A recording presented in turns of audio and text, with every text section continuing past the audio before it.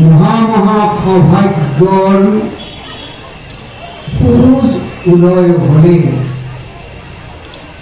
ভক্ত সঙ্গ ভাগবত কথা মিলে ক্ষণমাত্র সৎসঙ্গ দিয়ে কাজ ভবতী ভব তরণ নৌকা সাধু সঙ্গ কৃষ্ণ কথা ইহা ছাড়া ভাই সংসার জিনিকে আর বস্তু নাই। আজি ধর্মশালা একটা বৃহৎ অনুষ্ঠান বাংলাদেশ বর্ডার এলাকার একটা গুরুত্বপূর্ণ স্থান। ইয়াত অবিভক্ত ধুবুৰী জিলাৰ বিভিন্ন স্থানৰ পৰা ভক্ত সমাগম হৈছে। সকাল থেকে এই পর্যন্ত অনেক কষ্ট করি ভক্তসকল ইয়াত বসিয়া আছে একটাই মাত্র কারণ কদা হরিণ পরিচর্যা কি করি ভগবানের নাম শ্রবণ করা যায় এই মাত্র আশা লই আর এই আশা পরিপূরণ করার মানস করি ধর্মশালার এই বৃহৎ অনুষ্ঠানটির আয়োজক সকলে পরিচালনা সমিতি এটা বৃহৎ সংকল্প লৈ আজিৰ অনুষ্ঠান ব্যাস পূজা গুৰু পূৰ্ণিমাৰ দিন আপনাৰা নিমন্ত্ৰণ কৰে আনিছে। আমাৰ ভাগৱতী সকল সকাল থেকে এই পৰ্যন্ত ভাগৱতী সকল ভাগৱত কথা কৈছিল তেওঁলোকলৈ সেৱা ৰাখিছোঁ।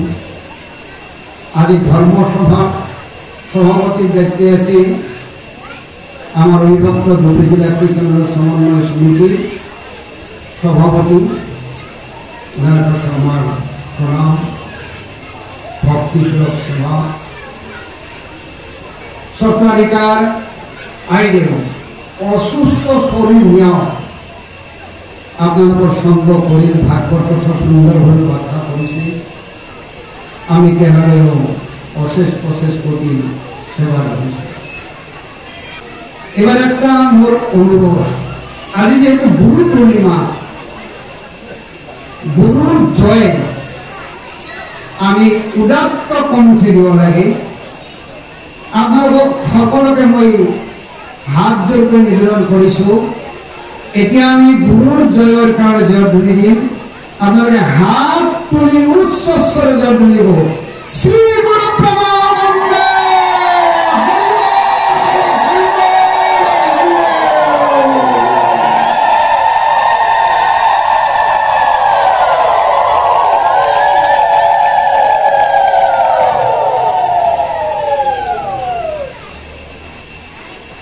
মই 10টা বজাত ইয়াত আহিছো।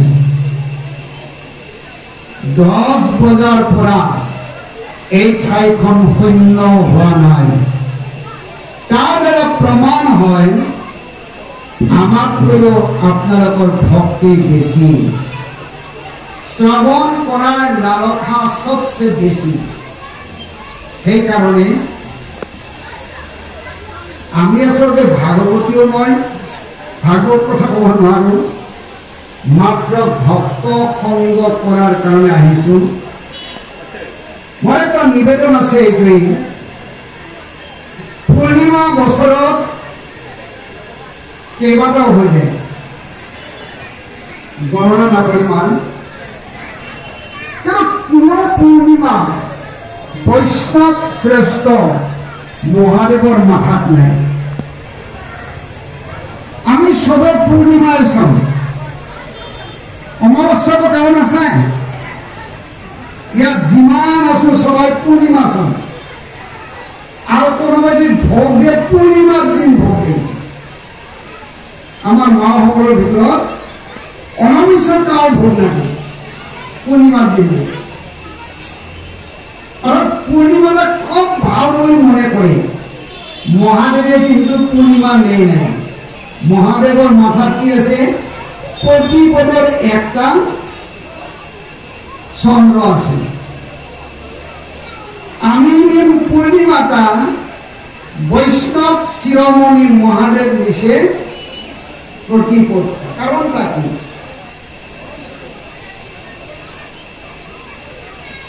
এত ভাব থাকা সত্ত্বেও কেন নামি?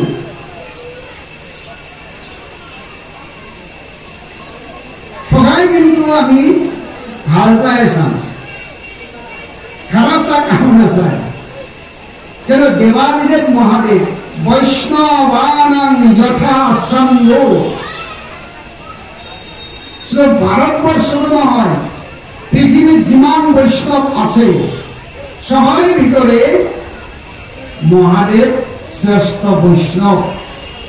বৈষ্ণবানাং যথা শম্ভু। এই মহাদেব প্রতিপদর একটা চন্দ্র মাথাত নিছে। পূর্ণিমাটা কেন নামে? এই বিষয় আমার গুরু পূর্ণিমা শতক আছে। গুরুদেব জন্মদিন পূর্ণিমার দিন কোন গুরু? মহর্ষি ব্যাসদেব দ্বৈপায়ন। ওই পূর্ণিমার দিন জন্মদিন, ওই নামটা হল কি? গুরু পূর্ণিমা। আর মহাদেব প্রতিপদ দিন একটা চন্দ্রে অল্প একটা ভাগ। চন্দ্রটা যখন একটা করা হয় তাকে প্রতিপদ বলে। একটা একটা করে যখন 15 দিন হব তখন পূর্ণ বলা হয়, তার নাম পূর্ণিমা। ওই এক ভাগ নিচে 15 ভাগ নেই নাই। মানে কি কই? মই এক ভাগ নেওয়ার কারণটাই হল মই ভিক্ষারী। মহাদেব কই মই ভিক্ষারী। কিসে ভিক্ষা? মই ভিক্ষা করিম কিন্তু পূর্ণ ভিক্ষার ফলে আগবাড়ি যাম। যিদিনাখন মোর ভিক্ষা পূর্ণ হৈ যাব তেতিয়াহে মোর চন্দ্র পূর্ণিমার মতো আলো। প্রতিপদর ভিক্ষায় প্রত্যেকদিন কাউকে একবারে ভগবানক পাওয়া নাই, কাউকে একবারে ভক্ত হওয়ার পায় নাই। প্রথম শরণ যখন নিব এদিনের প্রতিপদর পূর্ণিমা আসে। প্রথম দীক্ষাটা যখন নীল তখন তার একটা প্রহর আলো আসে। আগেরটা আর এখন অনেক পার্থক্য হল। আগের জীবনটা আসিল অন্ধকারে, অজ্ঞান তিমিরান্ধস্য। আগের জীবনটা আছে অন্ধকার। যখন গুরুর কৃপাটা অল্প পাইল তখন প্রতিপদ একটা কলা আসিল, প্রহরের একটা কলা ভিতরে ঢুকিয়া দিল, অল্প একখানা প্রহর পাইল। এখন গুরুরা কইছে তোমাক অল্প একখানা প্রহর দিল, এখন তুমি আগিয়া যা। যতক্ষণ পূর্ণিমা না হবে ততক্ষণ আগিয়া যা। ইয়াত আমি যিমান বিলাক আছো কোনে অন্ধকাৰত আছে, ইমান পোহৰ। কোনোবাই ক'ব নেকি যে মই আন্ধাৰত আছো? ইমান লাইট জ্বলি আছে চাৰিওফালে, দিনৰ পোহৰ হৈ আছে, এতিয়াও আন্ধাৰ হৈ নাই, দিনৰ পোহৰ হৈ আছে। কাৰো খবৰ পাব যে মই আন্ধাৰত আছো? এইটাই আমাদেৰ দুৰ্ভাগ্য। আমাৰ প্ৰত্যেকৰে জীৱনৰ ভিতৰত, দেহৰ ভিতৰত একখানা আন্ধাৰ আছে। এই আন্ধাৰখনা কেৱল গুৰুদেৱে আঁতৰাই দিব পাৰে, আৰু কাও নাপাৰে। পৃথিৱীত যিমান ডাঙৰ পণ্ডিত থাকক, যিমান ডাঙৰ কক আমাৰ শিব গুহাৰ আন্ধাৰ কোনেও আপনাৰা দিব নোৱাৰে, একমাত্ৰ গুৰুৱে দিব পাৰে। শিব গুহাৰ আন্ধাৰ হৰণ কৰাৰ শক্তি সূৰ্যও দিব নোৱাৰে, চন্দ্ৰও দিব নোৱাৰে, অগ্নিও দিব নোৱাৰে। কিন্তু গুরুর যদি একটা কৃপা পান তেনেহলে পহর রাজ্যর বলে তার আন্ধার নাহে আর আগে যাব পহর খানে। সেই কারণে যে স্মরণ নিয়ে দীক্ষা নিল, যার জীবনের দীক্ষাটা হল, স্মরণটা হল, তারে আন্ধার গুছি যাওয়ার শক্তিটা পায়। বাকি হাজার পাওয়ারে লাইটের পহরত থাকিলেও ভিতরখান আন্ধার। ওই সব জায়গায় পহর দেখিব, কিন্তু নিজের ভিতর আন্ধার হয়ে থাকিব। আর এই অন্ধকারত থকা সকলে জগতত নরক যন্ত্রণা ভোগ কৰিব লাগে, বাৰ বাৰ জন্ম নিব লাগে, বাৰ বাৰ মৃত্যু হয়। গুৰুদেৱে এই কথাটাই কৈছে, আজি গুৰু পূজা কৰিলো কিন্তু মই স্মরণ নেওয়া নাই, এখন দীক্ষা নেওয়া নাই। যারা সারা জীবনে গুরু পূজা করিল কিন্তু দীক্ষাটা না নিল, তার দ্বারা কোনো লাভ নাই। ভাগবত শ্রবণ করিল, গুরু পূজা করিল, কিন্তু জীবনত একদিনও ভাগবত শ্রবণ করিয়াও দীক্ষা বা শ্রবণ না নিল। এর দ্বারা আমার কোনো ভিতরের আন্ধার দূর নহব। অন্ধকার আবরণ যেটালৈকে থাকিব, তেনেকা আমাৰ ভিতৰত বেয়া ভাববিলাক প্ৰকাশ হ'ব, ভাল ভাববিলাক তলৰ ফালে গুচি যাব। আমি প্ৰত্যেকে কিন্তু ভাল চাওঁ, কিন্তু প্ৰকাশ হোৱাৰ ৰাস্তাত এটা আবরণ আছে।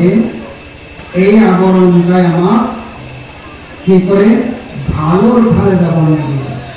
আর এই গুরু পূর্ণিমার দিনাখনে আপনাদের এটা আমি সংবাদ করতে, আমি কি করে, কত থাকে, কি খায়, এইটো বড় প্রশ্ন নহয়, কিন্তু দীক্ষা নিব লাগিব, এইটোৱে ডাঙৰ প্রশ্ন। ডেকাই হোক বা যুবতী হোক বা বৃদ্ধই হোক বা বয়স্কই হোক, যদি দীক্ষা নেই তাহলে তার ভিতরের আন্ধারে আবরণ লাহে লাহে সব যাব। যদি না নেই, জীবনত আন্ধার কেতিয়াও গুছি নাযায়। একবার মাত্র নাম নিলে কারণে অজানিলে, একবার নাম নিয়ে সারা জীবনে খারাপ কাজ করে, অজানিল সারা জীবনে খারাপ কাজ করে, কেন মৃত্যুর সময়ত একবার নাম নিল, ওই গোটেই জীবনের যিমানবিলাক খারাপ কাজ আছিল, এই সমস্ত খারাপ কাজত তার এটা শক্তি নির্মাণ হল একবার নামর দ্বারা। কিন্তু এই যে একবার নীল নামটা, তার আগত কিন্তু ওই স্মরণ দিছিল। ব্রাহ্মণ আছিল, সেবা পূজা করে, ঠাকুর পূজা করে, এই সমস্ত তার আগর নিয়ম আছিল।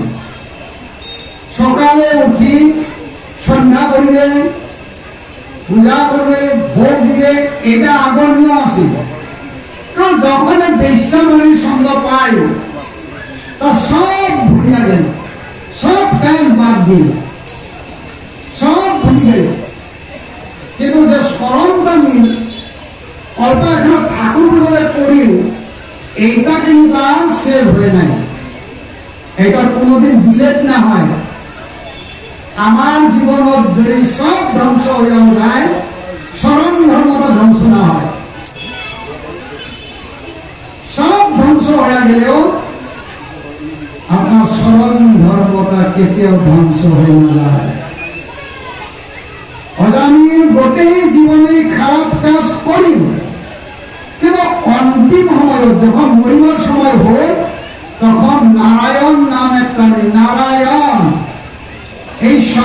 উচ্চারণ করি,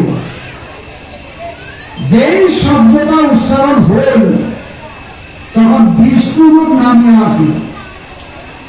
যমদূত একটা ধরি বান্ধি কর এর নাম নিছে, স্মরণ নিছে, দীক্ষা নিছে, ওই কেনাকে যমদূতে নিতে পারে, ওর শাস্তি না হয়, ওর মুক্ত হয়ে গেল। জম জম ভাব অন্তে কলে বরম তন্মে তথৈব ঈশ্বরাত্মর ভাব ভাবিতা ইয়ান্তি দেবদেব দেবান পিতৃন যান্তি পিতৃব্রতা ভূটান ইয়ান্তি ভূতিয়া ইয়ান্তি মজ্জাদিনোপিমাম। যে কোনটা ধারণা না করে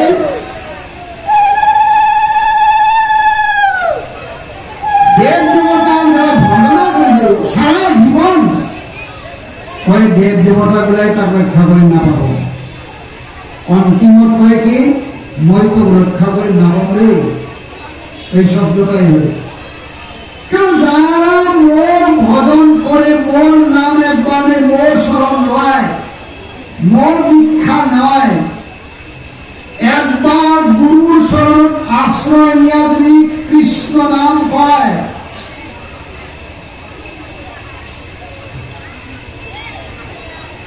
তার জীবনটা ধ্বংস হয়ে না যায়। কৃষ্ণ প্রমাণ হম যদি বলে একবার, ভববন্ধ হতে কৃষ্ণ তার করে পার। দীক্ষা পুরস্কার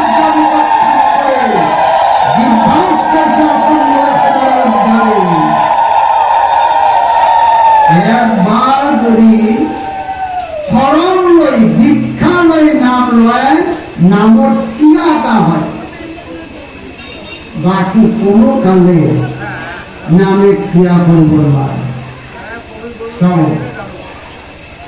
আমার শহরে বাড়ি না হলেও গ্রামত তো গাই আছে, গাভী আছে, গরু। গাভী যখন বাচ্চা দেয়, বাচ্চাটা যদি মারা যায়, তার দুধটা ভগবানের সেবাত না লাগে। আর বাচ্চাটা না ফুরা যদি তাহলে দুধটা সেকে, ওই দুধ ভগবানের সেবাত না লাগে। দিবান এটা ভগবান এটা না নয়। কেন? মানে দুধটা শুদ্ধ হয় বাসুর মুখ দিলে। বাসুর যতক্ষণ মুখ না নিবে ততক্ষণ দুধ শুদ্ধ না হয়।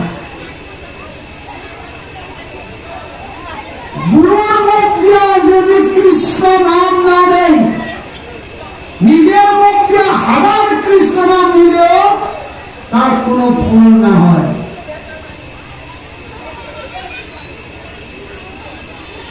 সারা জীবনে নিলেও নামে ক্রিয়া করুন না পায়। বহু জন্ম করে যদি নাম সংকীর্তন, তথাপি না পায় ব্রজের ব্রজেন্দ্র নন্দন। বহু জন্ম নাম সংকীর্তন করিলেও ব্রজেন্দ্র নন্দন না পায়। কেন? বলে যদি দীক্ষা না নিয়া, স্মরণ না নিয়া যদি নাম সংকীর্তন করে, নিশ্চয় সবে যেন এওয়া ঘটের জল। খুব মনোযোগ দিয়ে শ্রবণ করে, এটা খুব গুরুত্বপূর্ণ কথা। আমার একটা যুবতী মেয়ে একটা যুবক ছেলের সাথে সারা জীবন সঙ্গ করে, বাচ্চাও হয় কিন্তু বিয়া হয় নাই, সমাজ মানবে? সমাজে তার মান্যতা দিবে? যখন বিয়া হয় তার মাঝে যদি নিরাপৃত না হয়, তাও সমাজে বলবো ওরা দুইজন স্বামী স্ত্রী। যতক্ষণ বিয়া না হয় ততক্ষণ তার স্বামী স্ত্রী কাও না করে, একসাথে থাকে পায়। সেই রকম ভক্ত সঙ্গ সারা জীবন করি কিন্তু স্মরণটা না নেই, ভক্ত নাম নাপাব। যদি কারো প্রশ্ন আছে করিব পাব, কারো যদি সন্দেহ হয় এই কথা, আমার যদি কোনো সিদ্ধান্ত ভুল হয় তাহলে আমি তাদের প্রশ্ন করিব পাব। সারা জীবন সাধু সঙ্গ করি, সারা জীবন কৃষ্ণ নাম নিই, কিন্তু স্মরণটা না হবে, হবে না?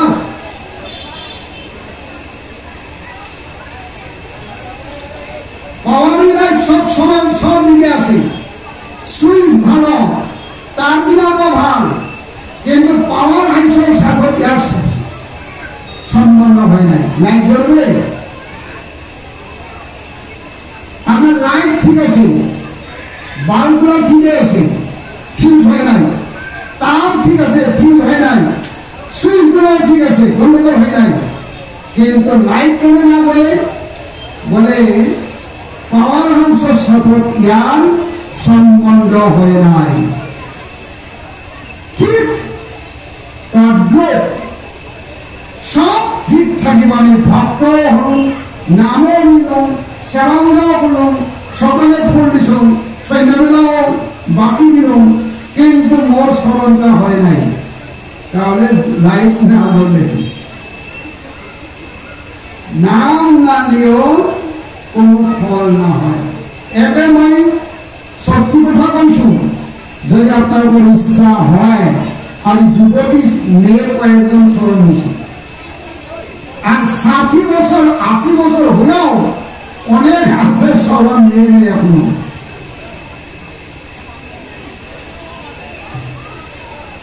মই কাগজ এনেকে করে কোয়া নাই, কৈছো একটা কথায় সিদ্ধান্তটা।